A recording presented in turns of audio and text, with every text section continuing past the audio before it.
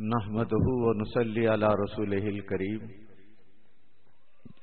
اما بعد فاعوذ بالله من الشيطان الرجيم بسم الله الرحمن الرحيم اتبع سبيل من اناب الي صدق الله مولانا العظيم وبلغنا رسوله النبي الامين المتين الكريم ونحن على ذلك لمن الشاهدين والشاكرين والحمد لله رب العالمين۔ محترم سامعین، سب سے پہلے ہمارا آپ سب مل کر انتہائی خلوص و محبت کے ساتھ حضور اکرم نور مجسم سید عالم خلیفۃ اللہ العظم مالک رقاب امم فخر آدم و بنی آدم طٰہٰ و یاسین رحمت للعالمین خاتم النبیین صلی اللہ تعالی علیہ وسلم کی بارگاہ بےکس پناہ میں درود پاک کا نذرانہ پیش کریں۔ اللہم صلی علی سیدنا و شفیعنا و حبیبنا و مولانا محمد وعلی آلہ و اصحابہ و اہل بیتہ و بارک وسلم صلاۃ و سلام علیک یا رسول اللہ۔ محترم سامعین، تقریر سے پہلے چند تمہیدی الفاظ آپ ملاحظہ کریں۔ ابھی حضرت مولانا مفتی فخر الدین صاحب نے ٹی وی کے جواز یا عدم جواز پر بصیرت افروز تقریر فرما رہے تھے، اور یہ بھی ذکر کیا انہوں نے، یہ کہا جاتا ہے کہ صاحب ہم تصویر سے کہاں بچیں، کیسے بچیں، یہاں تصویر، وہاں تصویر، وہاں تصویر، وہاں تصویر، ایک لمبی چوڑی لسٹ تیار کی ہوئی پڑھی جاتی ہے۔ تصویر سے ہم کیسے بچیں؟ میں بھی مانتا ہوں تصویر سے نہ میں بچ سکتا، تصویر سے نہ مولانا فخر الدین صاحب بچ سکتے، نہ تصویر سے یہ علماء کرام بچ سکتے، نہ یہاں تک کہ نہ تصویر سے خود تاج الشریعہ بچ سکتے۔ کیوں اس کے پیچھے ہم پڑے ہیں؟ احکام کی دو قسمیں ہیں، اس کو خاص طور سے آپ ایک ایک بچہ ذہن میں رکھ، اس کو ذہن میں رکھ لے۔ احکام کی دو قسمیں ہیں، اجباری احکام اور اختیاری احکام۔ اجباری احکام، بعض حرام کام ہم اپنی طرف سے انجام نہیں دیتے ہیں، اس کا ارتکاب ہم نہیں کرتے ہیں، اس میں ملوث ہم نہیں ہوتے ہیں، لیکن حکومت وقت کی طرف سے یا اور دیگر لوگوں کی طرف سے چوری سے یا ظاہری طور پر یا گورنمنٹ نے زبردستی ہم پر لاد رکھا ہے، اس کو اجباری احکام کہتے ہیں۔ یقیناً ہم ایئرپورٹ میں گزر رہے ہیں، اس میں جو آ رہا ہے اس میں ہمارا دخل نہیں، ہماری نفرت ہے، ہم دل برداشتہ ہیں۔ ایئرپورٹ کے اندر سے تاج الشریعہ گزر رہے ہیں، تاج الشریعہ مدذلہ العالی تصویر کھنچانے کے موڈ میں نہیں ہے، تصویر کو حرام سمجھتے ہیں، سارے یہ ہمارے علماء تصویر کو حرام سمجھنے والے ہیں، لیکن اس کے باوجود بھی ان کی تصویریں آ رہی ہے ریڈیو اسٹیشن، ریلوے اسٹیشن، جہاں جہاں جو تصویریں کیمرہ لگا ہوتا ہے ان کی تصویریں آ رہی ہیں، لیکن ان کا دل جو ہے نا رو رہا ہے، ان کا دل رو رہا ہے۔ اللہ ہم کو تو بچا لے، ہم اپنے دل سے تصویر نہیں کھنچا رہے میرے مولا، ہم تصویر اپنے دل سے نہیں کھنچوا رہے ہیں، حکومت وقت نے ہم پر لاد رکھا ہے، حکومت وقت نے ہم کو مجبور کر دیا ہے، اور حکومت اپنی ذمہ داری سے ہماری تصویر کھینچتی ہے۔ کئی پروگرام ہوتا ہے، وہاں کے جتنے لوگ ہیں ان کی تصویر گورنمنٹ پولیس کھینچتی ہے، پولیس جو تصویر کھینچ رہی ہے اس میں ہمارا دخل نہیں ہے، ہم مجبور ہیں، اور لیکن ٹی وی چینل میں اپنی خوشی سے آنا اجبار نہیں ہے، آپ کا اختیار ہے، آپ کا اختیار ہے۔ آپ نے ٹی وی چینل ایجاد کیا، آپ نے ٹی وی چینل تیار کیا اس واسطے کہ آپ اپنے ایکٹنگ جو کچھ بھی میسر آتی ہے آپ لوگوں کو تھرک کر، بٹک کر، لچک کر، تھدک کر دکھائیں، اس پہ آپ کا اختیار ہے۔ اختیاری تصویر حرام، اجباری تصویر کے لیے ہم مجبور ہیں، اس کے ہم مکلف نہیں۔ اس کو اچھی طرح سے یاد رکھیے۔ کہتے ہیں کہ صاحب آدھار کارڈ پہ آپ کی تصویر آتی ہے، آدھار کارڈ ہم کیا دل سے کھنچوا رہے ہیں؟ آدھار کارڈ کیا ہمارا اپنا دلی پروگرام ہے؟ گورنمنٹ کا پروگرام ہے۔ ہر باشندے کی، ہر ناگرک کی تصویر کا ریکارڈ رکھنا یہ گورنمنٹ کی ذمہ داری ہے، اور اسی ذمہ داری کے تحت آدھار کارڈ بھی ہے، پین کارڈ بھی ہے، اور دوسرے جو ہے نا تصویریں لائسنس بھی ہے، اور دوسرے تصویریں ہیں۔ یہ ہمارا دخل نہیں، ہمارا دل رو رہا ہے، ہمارا دل پکار رہا ہے، ہمارا دل فریاد کر رہا ہے، اللہ تو اس لعنت سے ہم کو بچا لے۔ لیکن گورنمنٹ اپنی ذمہ داری سے ہماری تصویر کھینچ رہی ہے گورنمنٹ، لہذا ہم اس سے پاک ہیں، ہم بری ہیں، ہم منزہ ہیں، تصویر کو حرام سمجھتے ہیں، حرام سمجھیں گے، حرام سمجھتے ہیں، سمجھتے رہیں گے۔ لیکن اس کے باوجود بھی ہماری تصویر آ رہی ہے، خود تاج الشریعہ کی ہزاروں تصویریں آ چکی ہیں۔ کیا آپ تاج الشریعہ سے پوچھ سکتے ہیں کہ تصویر حلال ہے؟ اور حضرت کا حکم یہی ہوگا، تصویر حرام ہے، تصویر ہے۔ لیکن جہاں جہاں ان کی تصویر آئی ہے، اختیاری طور پر نہیں آئی ہے، اجباری طور پر آئی ہے۔ اجباری طور پر جہاں جہاں جس کی تصویر آ رہی ہے، اس میں جہاں ان کی تصویر آ رہی ہے اس میں ان کا دخل نہیں ہے، ان کے اوپر وہ احکام نہیں نافذ ہوں گے جو اختیار کے ہیں، مجبور ہیں، گورنمنٹ کی طرف سے ہم مجبور ہیں، گورنمنٹ نے لاگو کر دیا ہے، جس کے تحت ہم ناگرک ہونے کی حیثیت سے ہم جہاں بھی جائیں گے ہماری تصویر گورنمنٹ لے گی، ہماری تصویر گورنمنٹ کی ذمہ داری سے آ رہی ہے، اس میں ہمارا دخل نہیں۔ اور آپ نے چینل چالو کیا، یہ کون سی تصویر ہے؟ یہ اختیاری۔ یاد رکھیے، جو گناہ، جو حرام کام اجباری طور پر کسی نے زبردستی مجبور کیا، طاقت کے بل بوتے پر مجبور کیا، یا ظلم کی بنیاد پر مجبور کیا، تلوار گردن پر رکھا، تم کو شراب پینا ہے اور اگر شراب نہیں پیو گے تو تمہاری گردن کاٹ دی جائے گی۔ اگر اپنی جان کو بچانے کے لیے بندے کا معاملہ اتنا سخت نہیں ہے، جان دے دوں گا مگر حرام کام نہیں کروں گا، اس منزل پر وہ فائز نہیں ہے، بندہ اپنی جان بچانے کے لیے وہ اتنی پاس لحاظ اتنا وہ ظالم کے ظلم سے وہ اختیار کر رہا ہے، جس ظالم کے کہنے پر تھوڑی سی شراب منہ کو لگا دیا اور اس کا دخل اس میں نہیں، اس سے نفرت کرتا ہے اور اس سے وہ پیتا نہیں، نہ پیا ہے نہ پیے گا، شراب کو حرام سمجھتا ہے، جس نے گردن پر تلوار رکھ کر یہ کہی کہ اگر تم اس کو پیو گے نہیں تمہاری گردن اڑا دی جائے گی، موت کے ڈر سے اس نے شراب کے چند بوتے حرق کے اندر جو اتارا ہے وہ اجبار ہے، اجبار پر وہ نافذ نہیں ہوتا ہوگا۔ یہ اسلامی حکام ہے۔ کیا الیاس قادری جانتا نہیں؟ لیکن صاحب الیاس قادری صاحب جو ٹی وی میں آ رہے ہیں کون سے اجبار کے تحت آ رہے ہیں؟ کس نے سے مجبور کر دیا؟ اگر تم ٹی وی میں آ کر اپنا ایکٹنگ نہیں بتاؤ گے تمہاری گردن اڑا دی جائے گی۔ یہ خوشی سے بندہ آ رہا ہے، چٹک مٹک لچک دھنک بتا رہا ہے اور رونا دھونا بتا رہا ہے۔ ابھی ایک صاحب کہنے لگے، کون تھے پتہ نہیں، ارے یہ لڑکیوں کو ہم دیکھتے تھے کہ یہاں پر جو ہے نا پھول رکھتے ہیں، لڑکیوں کو ہم یہ آج تک دیکھتے ہوئے آئے، جب لڑکیاں جب بیچارے بنتی سنورتی ہیں، جہاں کہیں کہ لڑکیوں رواج ہے لڑکیوں کے، تو یہاں دو پھول رکھ لیتے ہیں، لڑکیاں پھول بالوں میں جو ہے نا اٹکا لیتے ہیں۔ یہ کون سی ادا ہے لڑکیوں کی طرح دو پھول یہاں پر؟ یہ کون سی ادا ہے ان کی؟ اور پھر جو ہے نا وہ لڑکیاں، کوئی بزرگ بڑا آدمی آتا ہے، دوپٹہ اس طرح سے اوڑھ لیتی ہیں کہ چہرہ اپنا چھپا لیتے ہیں، ظاہر بھی ہوا تو اتنا چہرہ ظاہر ہو، اور یہ جناب پورا ایسا ظاہر کر کے اور گھونگھٹ بھی ایسے نکال لیتے ہیں۔ یہ سارے کارنامے جو اختیار آپ نے کیا ہے، اختیاری طور پر، اجباری طور پر نہیں، اس لیے ہم آپ کے پیچھے پڑے ہیں۔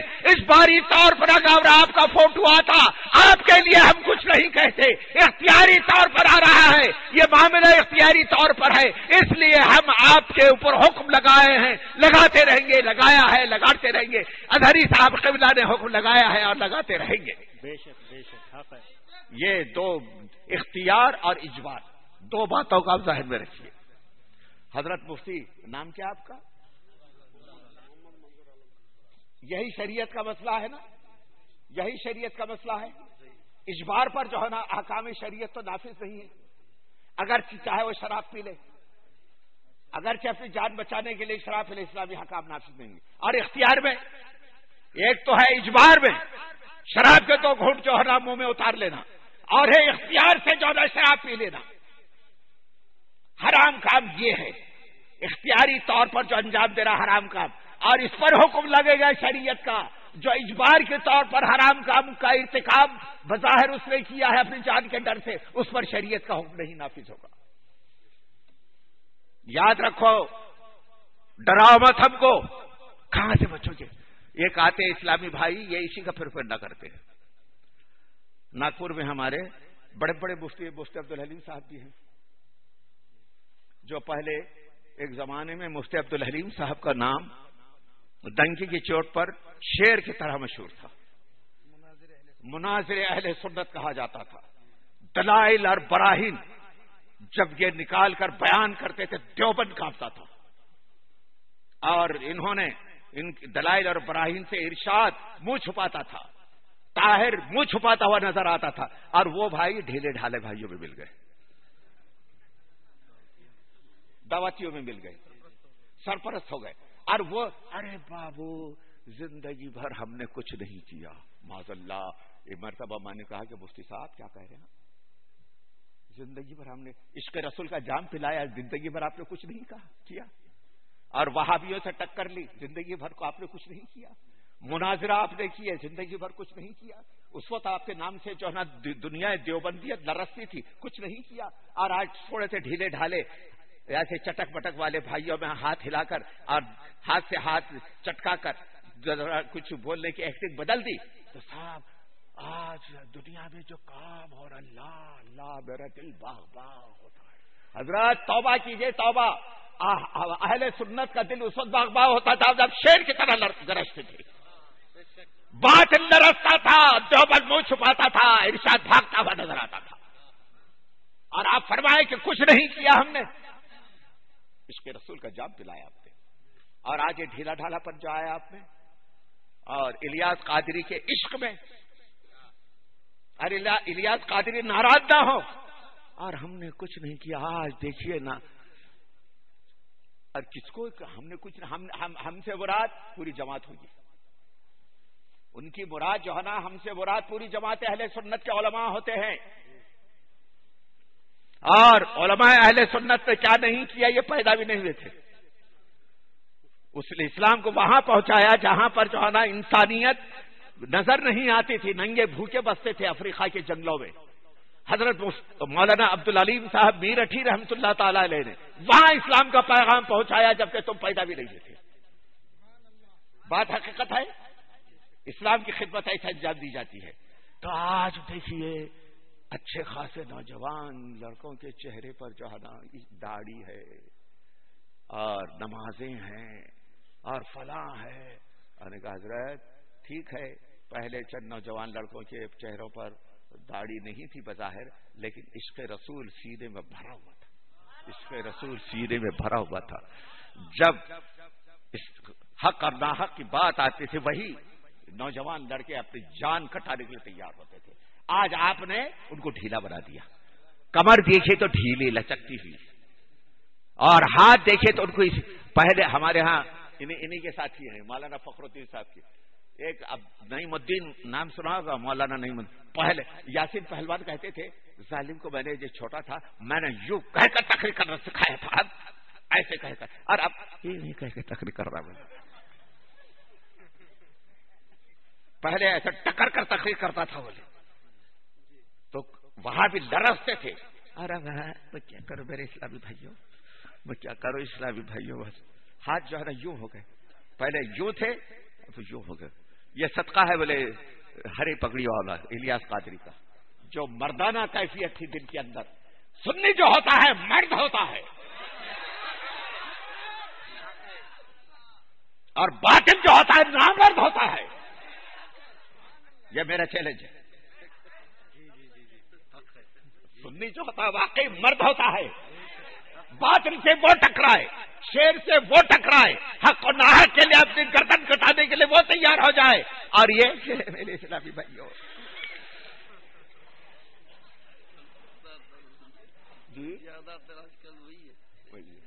اور یہ کیسے مردانہ شیر دل علماء ہمارے تھے، ان کے نام سے رونق تھی، ہے کہ نہیں؟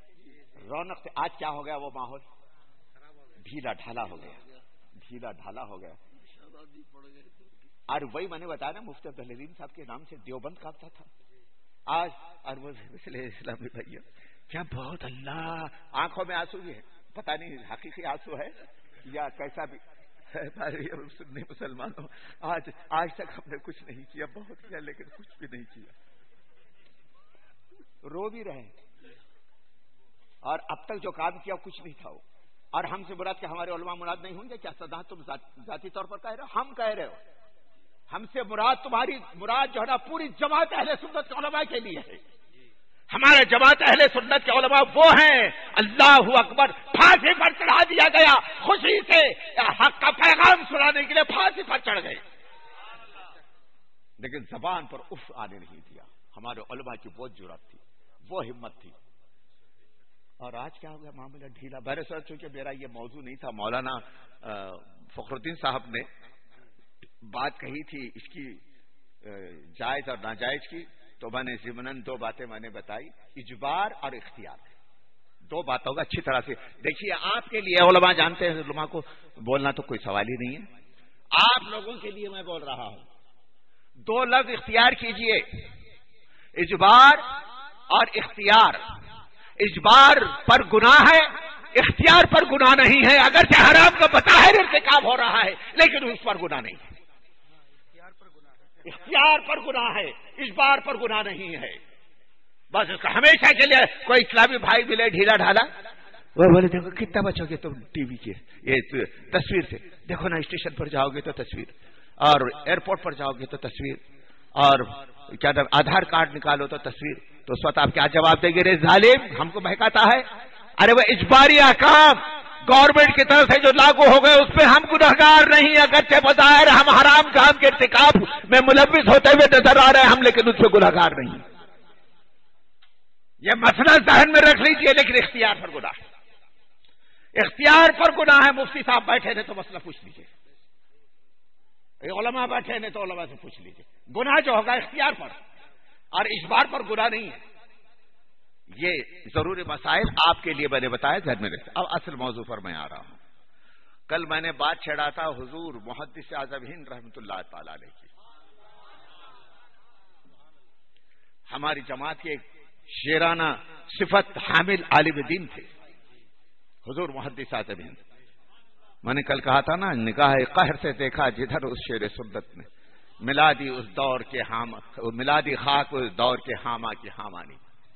اور آپ نے کل یہ بھی سن لیا، تنہا حضرت محدث اعظم ہند کل سنایا تھا مفتی صاحب، تنہا حضور محدث اعظم ہند گھیر لیا غیر مقلد وہابیوں نے بھوپال میں، اور 8 دن تک بغیر کتاب کے غیر مقلدین کے دلائل کو ایسا کاٹتے رہے، ایسا کاٹتے رہے، ایسا کاٹتے رہے، ایسا وہ کتابیں انہوں نے پورا کتب خانہ سجا دیا اسٹیج پر. اور محدث اعظم ہند کے پاس جو ہے نا کتاب، یہ کتاب نہیں تھی. لیکن جب مناظرے شروع ہوئے ہیں، جب دلائل اور براہین جب حضرت محدث اعظم ہند دینے لگے تو لوگ یہ کہنے لگے کیا محدث اعظم ہند کے پاس کوئی کتاب بھی ہے؟ ایسا لگ رہا ہے کہ جیسے کتاب پڑھ کر سنا رہے. یہ ہمارے عالم تھے، وہ محدث اعظم ہند تھے. اور محدث اعظم ہند رحمۃ اللہ تعالی علیہ، ابھی میں آگے سناؤں گا. محدث اعظم ہند رحمۃ اللہ علیہ اعلی حضرت کے زمانے میں جو کیا کیفیت تھی باطل کی، وہ جب لکھا ہے انہوں نے، آپ کی آنکھوں میں آنسو آئیں گے. جو اعلی حضرت کے زمانے میں باطل کی جو قوت تھی، جو طاقت، جو باطل کے فتنے اٹھے تھے، اس کا ذکر کیا ہے. اور ایسے موقع پر باطل کا مقابلہ تنہا میرے اعلی حضرت نے کس طرح سے کیا وہ ذکر کیا ہے. باقی آپ کی آنکھوں میں آنسو آئیں گے. باہر کیا ہمارے اہل سنت کا امام، گورنمنٹ، انگریز گورنمنٹ تو ان کے خلاف ہی تھی، گورنمنٹ کی پوری طاقت. اور اب میں انہی کے الفاظ میں پڑھ کر سناؤں گا انشاءاللہ. ابھی ذرا اس سے پہلے یہ اور میں سنا، یہ لکھتے ہیں محدث اعظم ہند، آج میں آپ کو جگ بیتی بلکہ آپ بیتی سنا رہا ہوں. جگ بیتی بلکہ میں آپ بیتی سنا رہا ہوں. جب تکمیل درس نظامیہ وہ تکمیل درس حدیث کے بعد ذرا یہ تھوڑی سی یہاں رک کر میں آپ سے علماء سے خطاب کر رہا ہوں. آپ نے بھی پڑھا ہے کتابیں پڑھایا ہے اور ہم بھی پڑھاتے ہیں پڑھایا. لیکن اگرچہ موجودہ چند سالوں سے میں نے تدریس چھوڑ دی ہے لیکن جو ہے نا پڑھا ہے. 40 سال میں نے بھی جو ہے نا کتابیں پڑھائی ہیں. آپ بھی پڑھاتے ہیں. یہ علماء نے بھی شاید پڑھاتے ہیں. اچھا صاحب آنے والا طالب علم آپ کی خدمت میں جو آیا ہوگا کیسا آیا ہوگا؟ بیچارہ کوئی اردو کو پڑھنے والا ابتدا میں جو اردو پڑھنے والا آیا ہوگا یا ابتدائی صرف و نحو کا پڑھنے والا آیا ہوگا. بہرحال ابتدائی کتابیں پڑھنے والے ہی جو ہے نا اکثر طلبہ آپ حضرات کے پاس آئے ہوں گے. میرے محدث اعظم ہند لکھتے ہیں اعلیٰ حضرت کے پاس آنے والا میزان منشی پڑھنے والا نہیں تھا. اعلیٰ حضرت کی بارگاہ میں آنے والا صرف و نحو کا مبتدی نہیں تھا. اعلیٰ حضرت کی بارگاہ میں آنے والا کوئی اور ابتدائی علم حاصل کرنے والا طالب علم نہیں تھا. اب دیکھیے اس کے اب بات کیا لکھتے ہیں. آج میں آپ کو جگ بیتی بلکہ آپ بیتی سنا رہا ہوں. جب درس نظامی اور تکمیل درس حدیث کے بعد محدث اعظم ہند تشریف لا رہے کب؟ ابتدائی طالب علم میں نہیں. تفسیر و حدیث و فقہ میں قابل ہونے کے بعد اعلیٰ حضرت کی بارگاہ میں آ رہے ہیں طالب علم بن کر. میرے اعلیٰ حضرت کی بارگاہ وہ بارگاہ تھی. آنے والا وقت کا صدر فاضل آ رہا ہے پڑھنے کے لیے. میرے اعلیٰ حضرت کی وہ بارگاہ تھی. وقت کا صدر شریعہ پڑھنے کے لیے میرے اعلیٰ حضرت کی بارگاہ میں آ رہا ہے. میرے اعلیٰ حضرت کی وہ بارگاہ تھی. اب آنے والا طالب علم آ رہا ہے تو وقت کا محدث اعظم ہند آ رہا ہے. چنانچہ وہ خود لکھتے ہیں درس نظامی. اچھا پہلے آپ یہ بھی جانتے ہیں آج کل درس نظامیہ شارٹ اینڈ شارٹ کیا گیا. پہلے نہیں تھا. اور ہمارا تجزیہ یہ ہے پڑھا بھی ہم نے اپنے اساتذہ سے. 16 پہلے تو 18 سال کا کورس تھا. درس نظامی کا کورس 18 سال کا تھا. 18 سال سے 16 سال کیا. 16 سال سے 14 سال کیا. وقت کے لحاظ سے 14 سال سے 12 سال کیا. لیکن اب شارٹ اتنا کیا ہے 7 سال نہیں صاحب 3 سال میں 5 سال میں پگڑی. ہو رہا ہے کیا نہیں ہو رہا؟ اب یہ محدث اعظم جب جا رہے تھے ہوں گے تو کیا لگتا ہوگا. درس نظامی کی تکمیل کے بعد ہو سکتا ہے کہ حضرت نے 16 سالہ کورس پڑھا ہوگا یا 18 سالہ کورس پڑھا ہوگا. اس کے بعد اب اعلیٰ حضرت کی بارگاہ میں جا رہے ہیں. اور یہی نہیں اور درس نظامی وہ تکمیل درس حدیث کے بعد یعنی محدث اعظم ہند بننے کے بعد وہ لکھتے ہیں میرے مربیوں نے کار انتہا کے لیے اب تک جو پڑھا تھا کار انتہا نہیں تھا. اب آ رہے ہیں کار انتہا کے لیے. وہ خود لکھ رہے ہیں ہم نہیں کہہ رہے. ہم کہیں گے تو شاید آپ برداشت بھی نہیں کرو گے.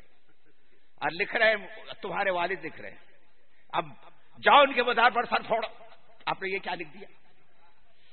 وہ لکھتے ہیں کار انتہا کے لیے اعلیٰ حضرت کے حوالے کیا. اور محدث اعظم ہند لکھتے ہیں زندگی کی یہی گھڑیاں میرے لیے سرمایہ حیات ہو گئیں. یہی گھڑیاں میرے لیے سرمایہ حیات ہو گئیں اور میں محسوس کرنے لگا آج تک جو کچھ پڑھا تھا وہ کچھ نہ تھا اور اب ایک دریا علم کے ساحل کو پا لیا. لکھتے ہیں علم کو راسخ فرمانا, ایمان کو رگو پے میں اتار دینا, صحیح علم دے کر نفس کا تزکیہ فرما دینا, وہ کرامت تھی جو میرے اعلیٰ حضرت میں تھی. یہ اعتراف حق ہے, اعتراف حق ہے. یہ انہوں نے لکھا جو وہ لکھتے ہیں وہ کرامت تھی جو ہر منٹ پہ صادر ہوتی رہتی تھی اعلیٰ حضرت سے.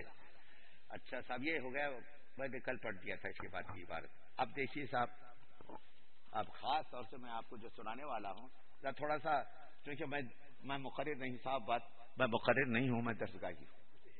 کبھی کبھی درسگاہی انداز تو ظاہر ہو ہی جاتا ہے.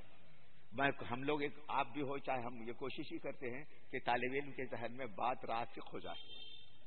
تو اب جو وہی انداز بھی میرا بھی ہے. تو یہ ہو گیا. تو ایک جگہ محدث اعظم ہند رحمۃ اللہ تعالی علیہ لکھتے ہیں.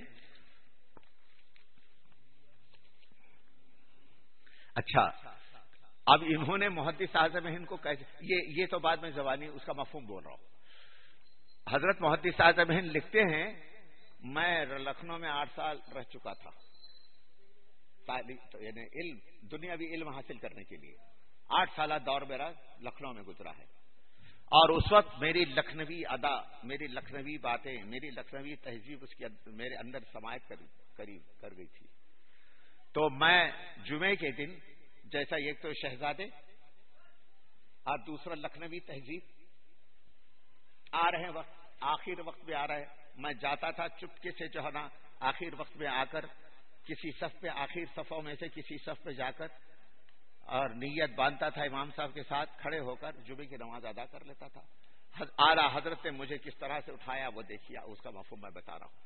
ایک مرتبہ میرے اعلیٰ حضرت نے, ہر مرتبہ ہر جمعے کو یہی معاملہ ہوتا تھا, ایک مرتبہ اعلیٰ حضرت ابھی تشریف فرما ہے لیکن جو ہے کھڑے ہیں, اعلیٰ حضرت کھڑے ہیں, اور اس میں حضرت محدث اعظم نے اپنا شاہانہ تمکنت کے ساتھ آخر وقت میں جمعے کے دن تشریف لائے اور اعلیٰ حضرت بڑی تیزی سے آگے بڑھ گئے.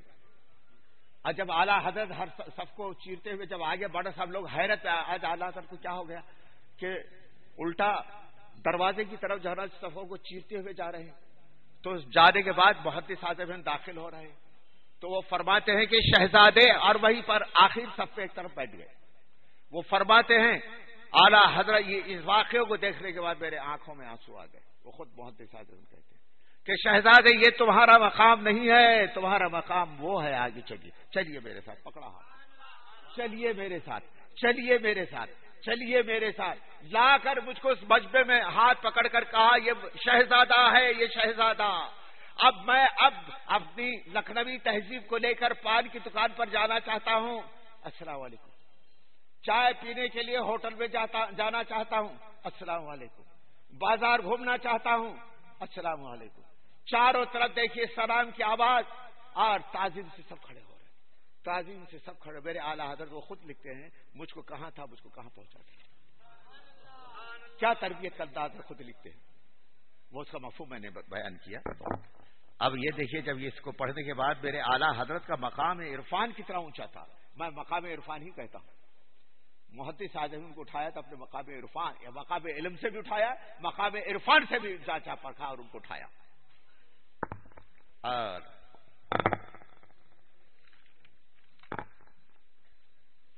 آپ کو تکلف محسوس ہو رہا ہوگا لیکن چند باتیں ضرور سن لیجیے. یہ باتیں کوئی بعد میں آپ کو سنائے گا نہیں کچھ سب.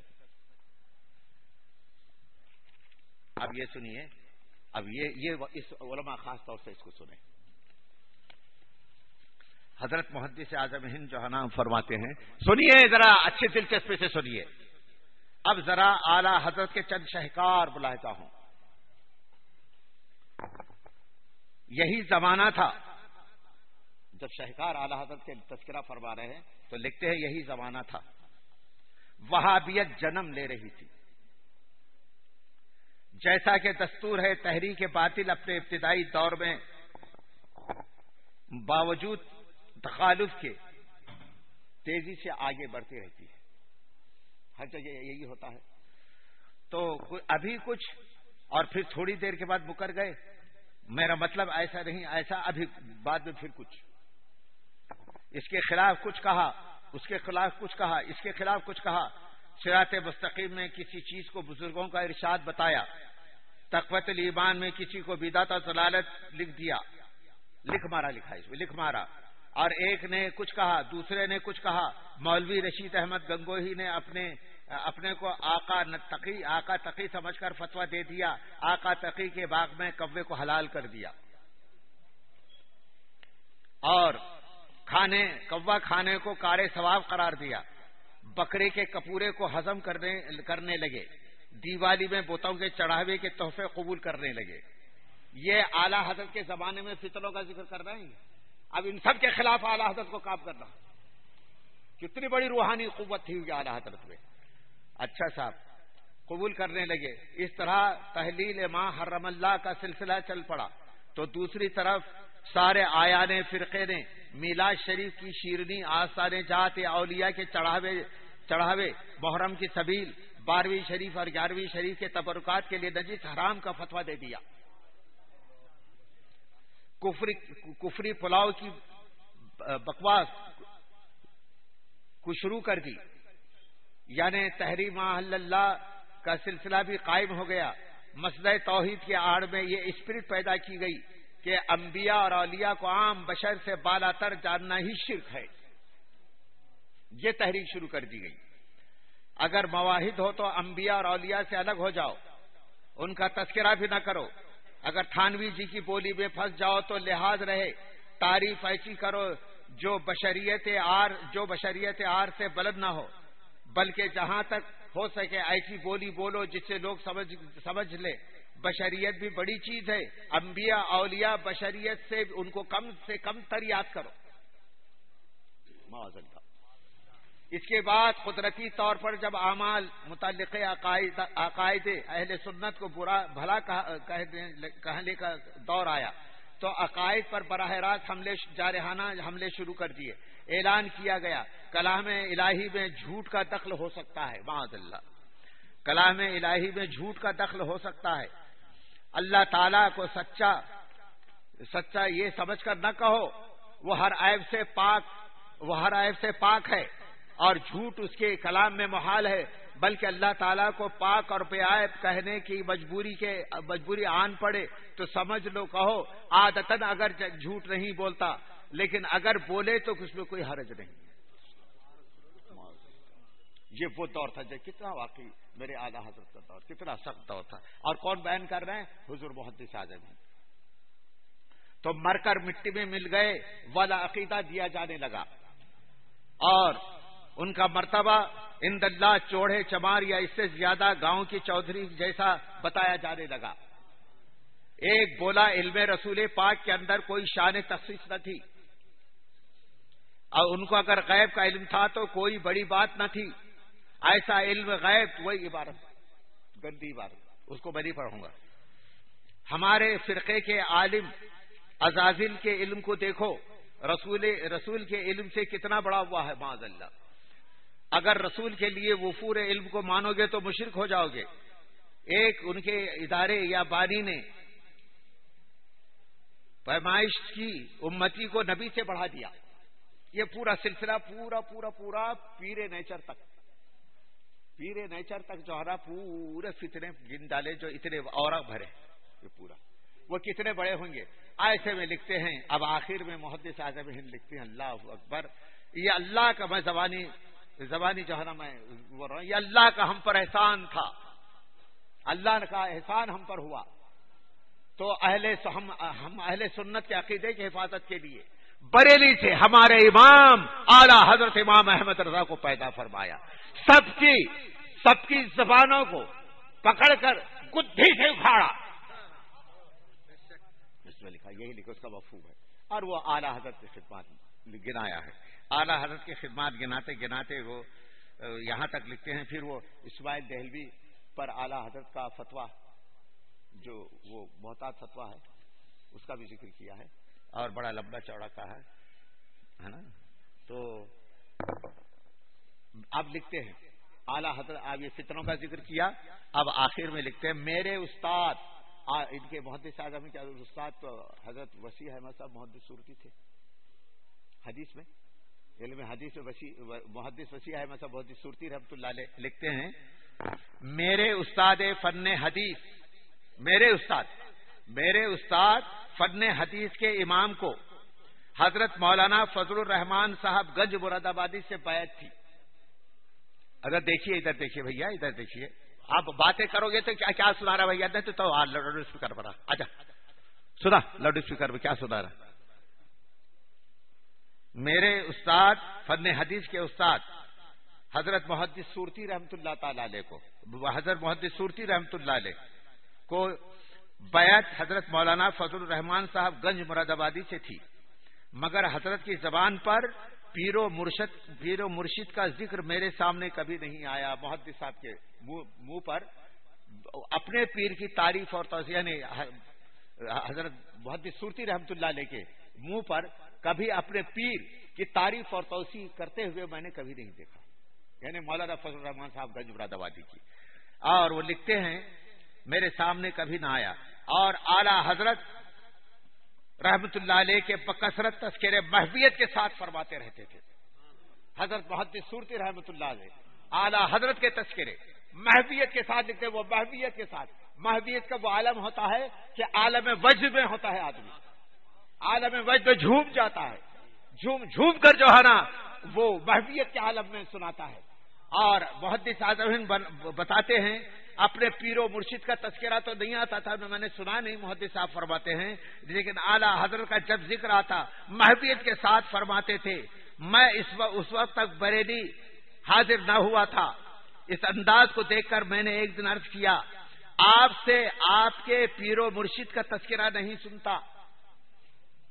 آپ سے آپ کے پیر و مرشد حضرت محدث سورتی رحمت اللہ علیہ سے کہتے ہیں کہ پیر و مرشد یعنی مولانا فضل الرحمان صاحب گنج مراد آبادی کا تذکرہ نہیں سنتا، لیکن اعلیٰ حضرت کا آپ خطبہ پڑھتے رہتے ہیں، اعلیٰ حضرت کا آپ خطبہ پڑھتے رہتے ہیں. حضرت محدث سورتی رحمت اللہ علیہ فرمایا جب میں نے پیر و مرشد سے بیعت کی تھی وہی مانا کہ میں مسلمان تھا، میرا سارا خاندان مسلمان، میں مسلمان سمجھا جاتا تھا، مگر جب میں اعلیٰ حضرت سے ملنے لگا مجھ کو ایمان کی حلاوت مل گئی. جب میں اعلیٰ حضرت سے ملا مجھ کو ایمان کی، اے شہزادو سن لو، کہا ہو سن رہے ہو یا نہیں؟ تم کو تمہارا کوئی یہاں ماننے والا تم کو موبائل کے ذریعے سے میری یہ تقریر سنا رہی تو سنو، کان کھولو سنو.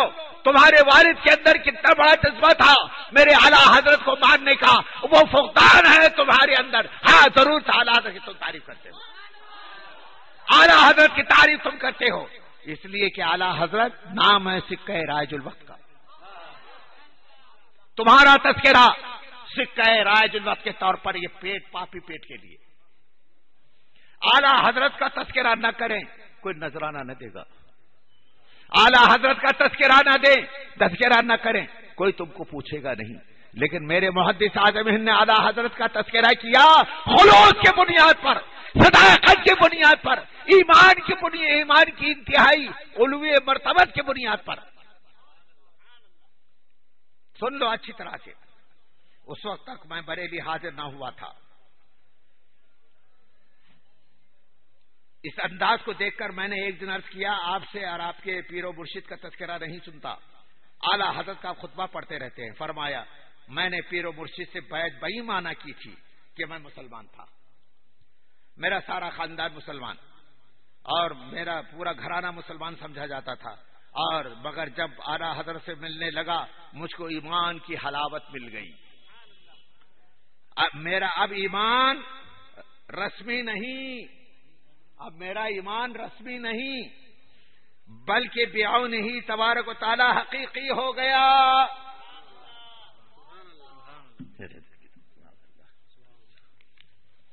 حقیقی ہو گیا اور ایمان کی حلاوت مل گئی. اچھا، ایمان بخشا اعلیٰ حضرت نے ہمیں ایمان بخشا. لکھتے ہیں اعلیٰ حضرت نے ہمیں ایمان بخشا. کیا ہم معاذ اللہ حضرت محدث اعظم کے بارے میں کچھ عقیدہ رکھ سکتے ہیں؟ نہیں.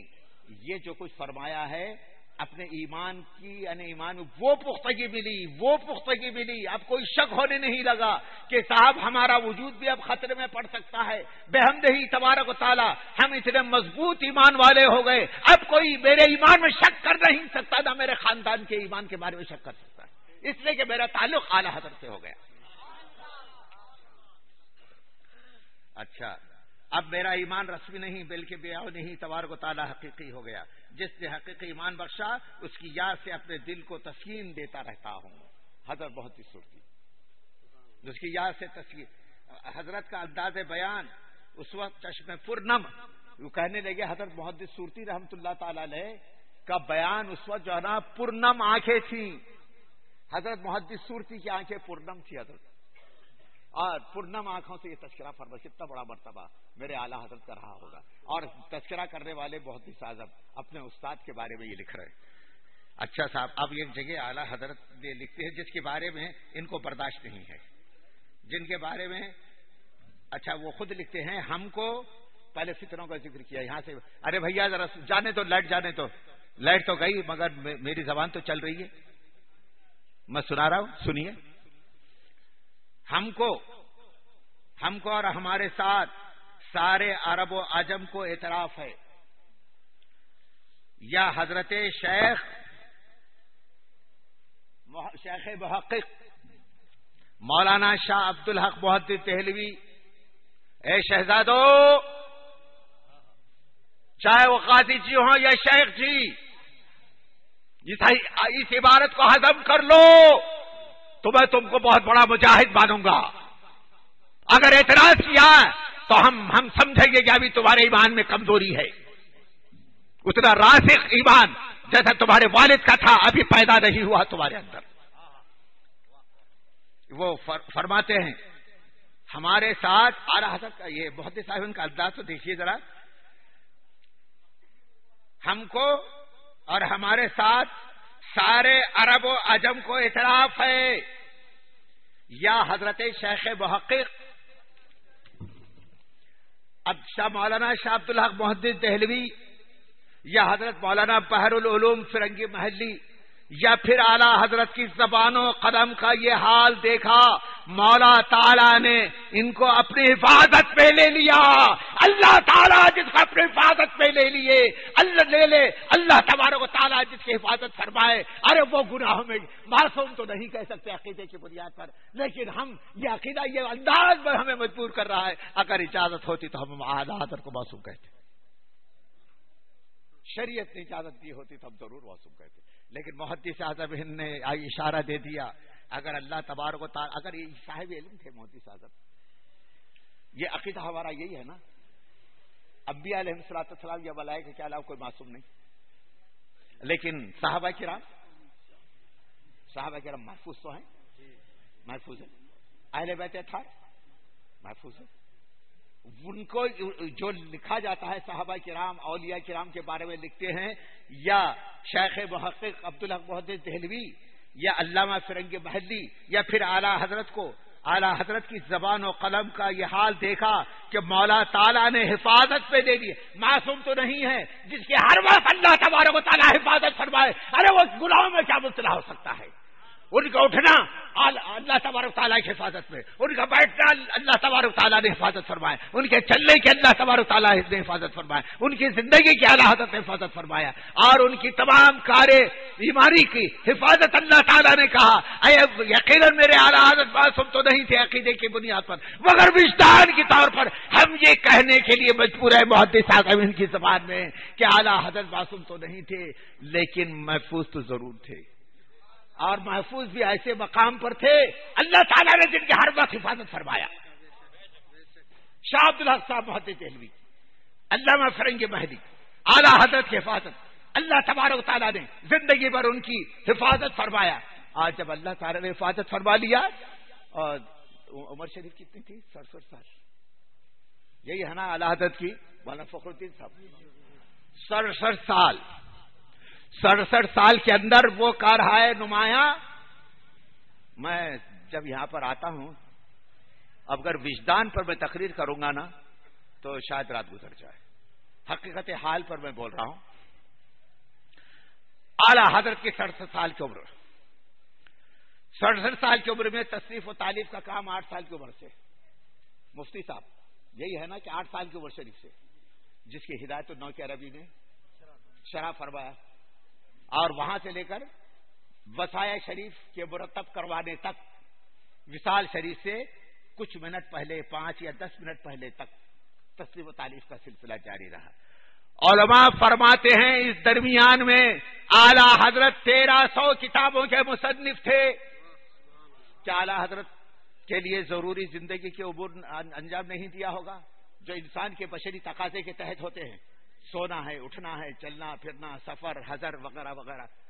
تو میں نے تحقیق کیا تھا اعلی حضرت کے عمر شریف کے حصے کو تقسیم کیا جائے، سونے کے اتنے اوقات نکالے جائے اور آرام کے اوقات نکالے، سفر حضر کے اتنے اوقات نکالے اور نجی اپنے معمولات جو کچھ بھی مراسم وغیرہ ہیں نکالے جائیں، اتنے گھنٹے اتنے دن نکالے جائیں، تو اعلی حضرت کی پوری عمر شریف نکلتی ہے 32 سال،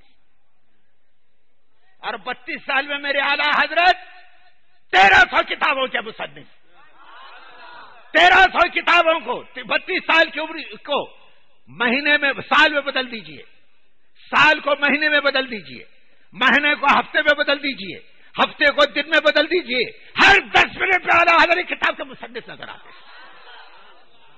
یہ سب سے بڑی کرامت یہی ہے، میرے اعلی حضرت کی سب سے بڑی کرامت یہی ہے۔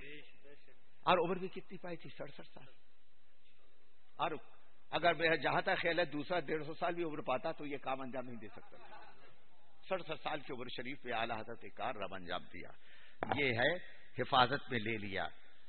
محترم سامعین، عبارتیں تو بہت ہیں، لیکن اب میں اشرفی سلسلے کے بزرگوں ہی سے میں ثابت کرتا ہوں اعلی حضرت کا کیا مقام تھا۔ اب یہ ذرا اس کو بھی سن لیجئے تھوڑی دیر کے لیے، اس کو بھی سن لیجئے۔ اب اشرفی بزرگوں نے میرے اعلی حضرت، میں نے سنی آواز مئی جون 97 ہجری کے سنی آواز میں پاکستان کے نام سنا ہوگا حضرت مفتی حسن علی حسن صاحب، MLC پاکستان، تو ان کا مضمون ہم نے چھاپا تھا۔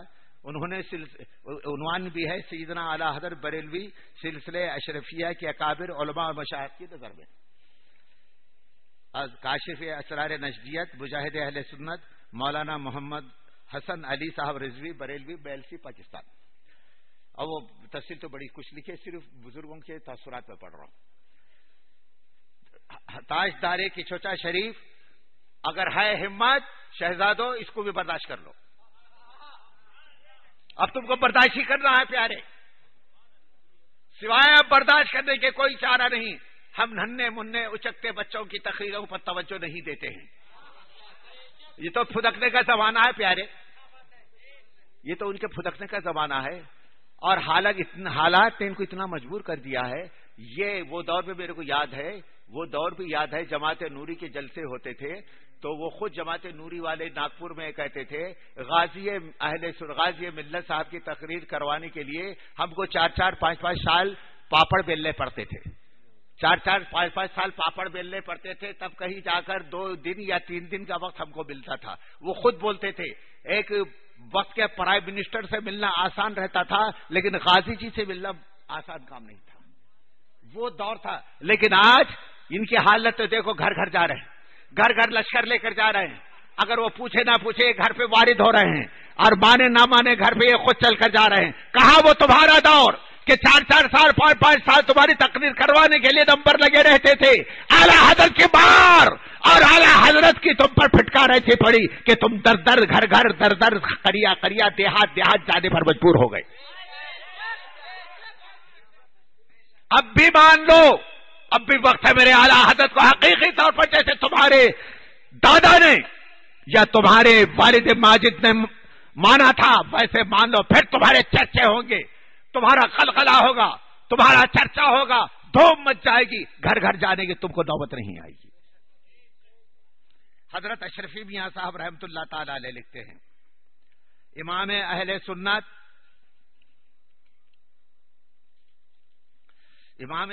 سنت اعلی حضرت رضی اللہ تعالیٰ عنہ کے عہد حیات میں جب کبھی ریل سے بریلی شریف کے ریلوے اسٹیشن سے گزرتے، حضرت حسن علی صاحب بیل سے لکھتے ہیں، شاہ علی حسین صاحب اشرفی رحمۃ اللہ علیہ جب کبھی ریل گاڑی سے بریلی شریف کے ریلوے اسٹیشن سے گزرتے احتراماً 10 بستہ ریل میں کھڑے ہو جاتے ہاتھ باندھ کر، تو لوگ حیرت کرتے کہ یہ کس طرح سے یہ ٹرین میں ڈبے میں جو ہے نا ایسا ہاتھ باندھ کر کھڑے ہیں، احتراماً کھڑے ہو جاتے۔ اور جب ٹرین بریلی شریف کے حدود سے گزرتی تو بیٹھتے۔ کسی نے عرض کیا کہ حضور آپ بریلی شریف کے حدود سے گزرتے ہوئے کھڑے کیوں ہو جاتے ہیں؟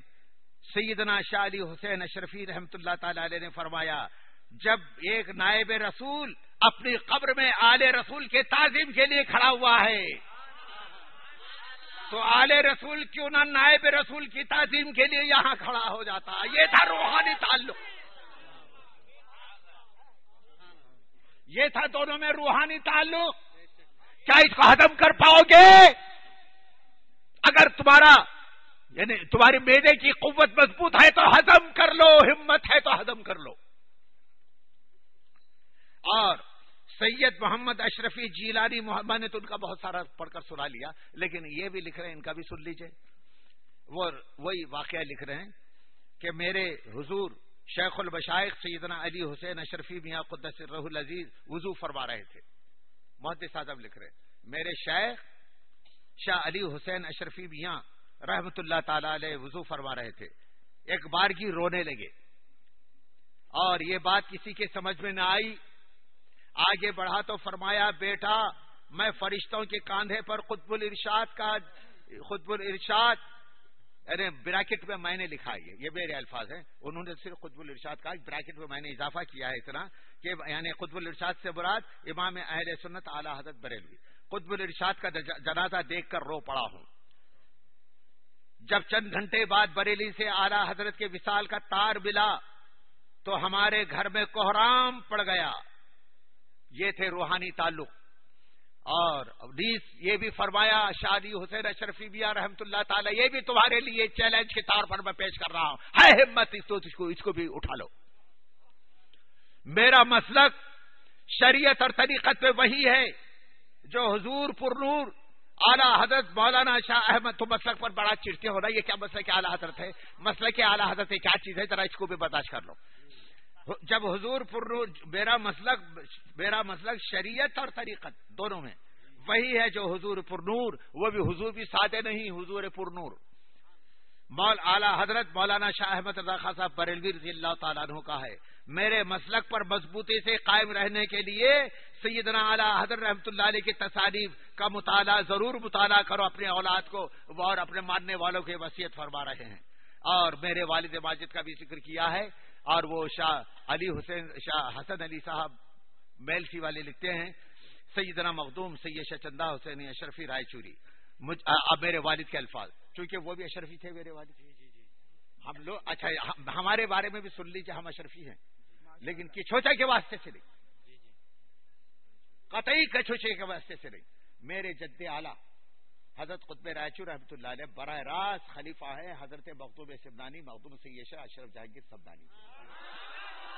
ہم بحمدہی تبارک و تعالیٰ 650 سال بلکہ اس سے زیادہ عرصے کے ہم اشرفی ہیں.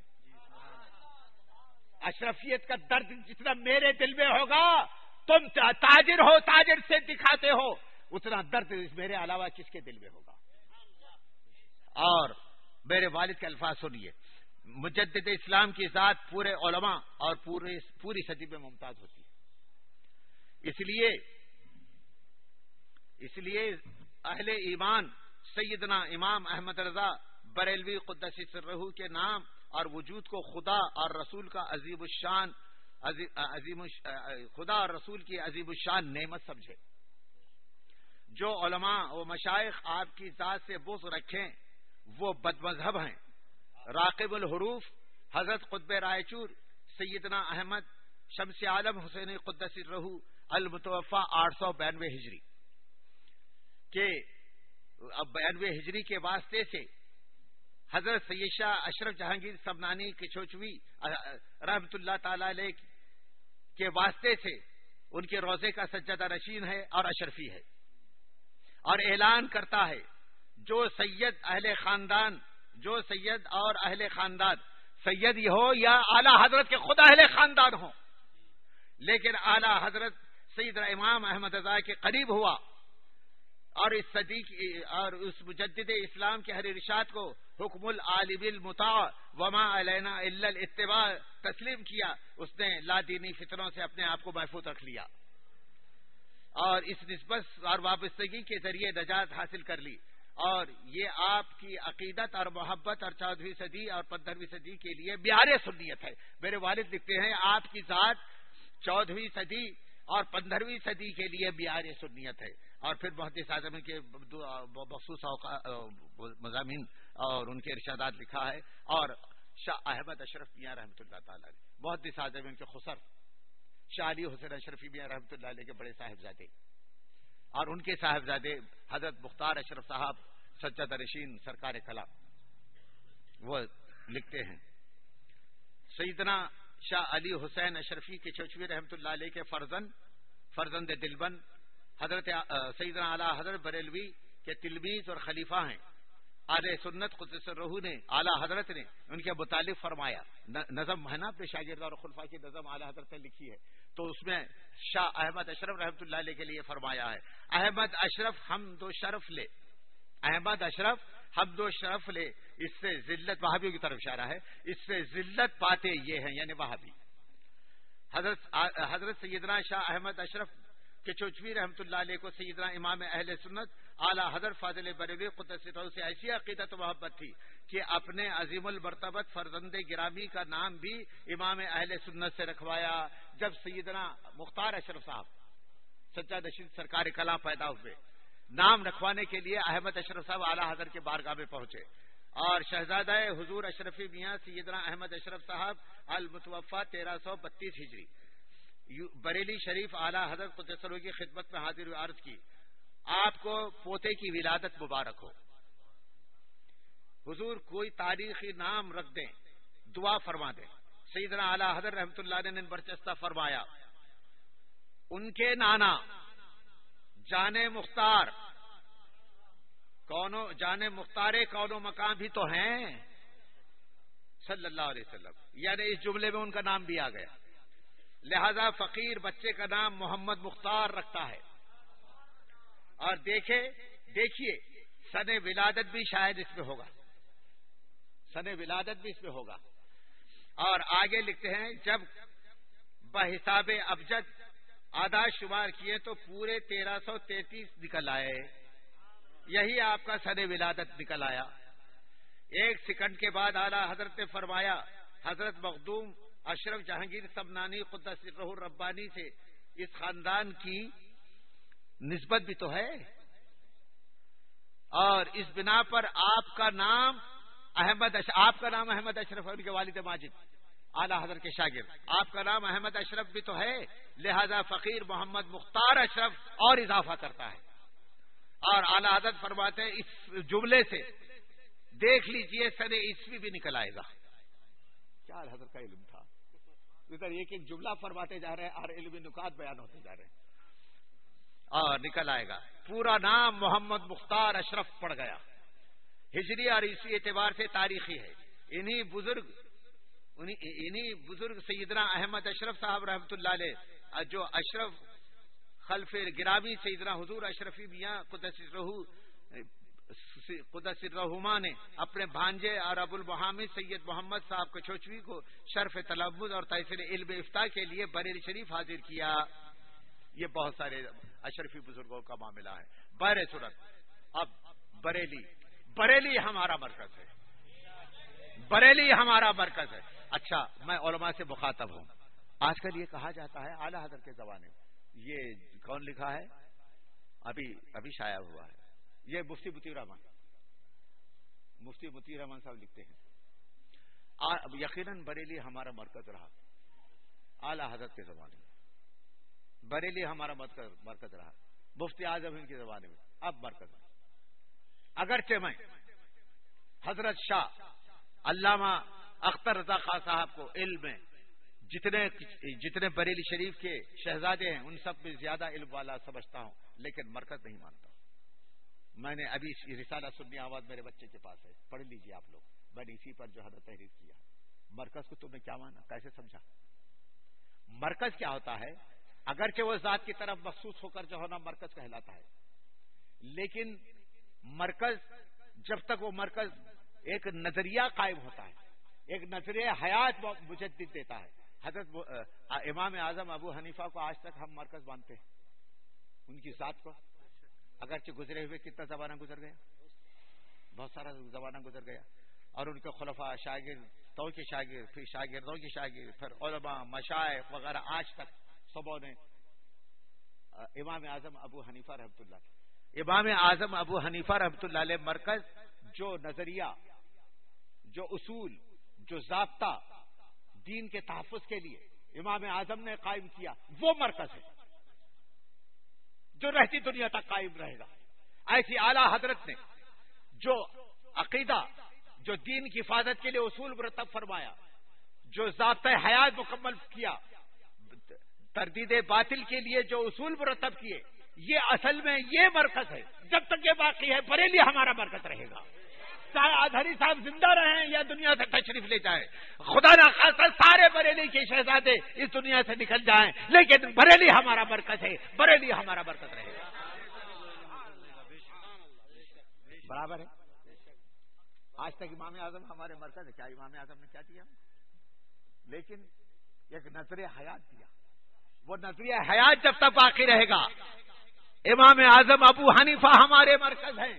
ایسے ہی اعلیٰ حضرت رحمت اللہ علیہ نے ہمارے لیے نظر حیات دیا، ابطال باطل کا طریقہ دیا اور اصول سنیت عطا فرمایا، اصول طریقت عطا فرمایا. رہبر شریعت بنے، رہنمائے طریقت بنے. جب تک یہ باقی رہے گا بریلی ہمارا مرکز ہے اور مرکز رہے گا، اور بریلی کی مرکزیت اللہ تعالیٰ قیامت تک باقی رکھا ہے، باقی رہے گی.